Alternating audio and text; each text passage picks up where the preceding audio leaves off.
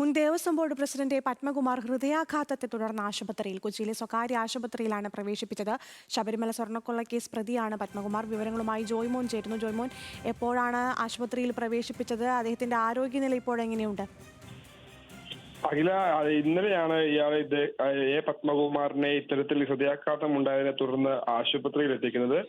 ആദ്യഘട്ടത്തിൽ പത്തനംതിട്ടയിലെ തന്നെ ഒരു സ്വകാര്യ ആശുപത്രിയിലായിരുന്നു. അതിനുശേഷമാണ് ഇയാളെ കൊച്ചിയിലെ തന്നെ ഒരു സ്വകാര്യ ആശുപത്രിയിലേക്ക് മാറ്റുന്നത്. നിലവിൽ ഇയാളുടെ ആരോഗ്യനിലയിൽ ആശങ്കയൊന്നും ആശുപത്രി അധികൃതർ അറിയിക്കുന്നില്ല, പ്രകടിപ്പിക്കുന്നില്ല. ഇയാൾ എന്തായാലും നിലവിൽ ഒബ്സർവേഷനിലാണ്, നിരീക്ഷിച്ചു വരികയാണ്.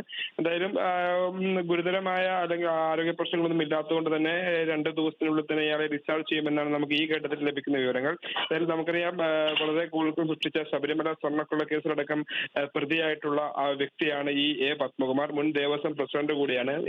ഇയാളെ നിലവിൽ ഈ കൊച്ചിയിലെ തന്നെ സ്വകാര്യ ആശുപത്രിയിൽ ചികിത്സയിലാണ്.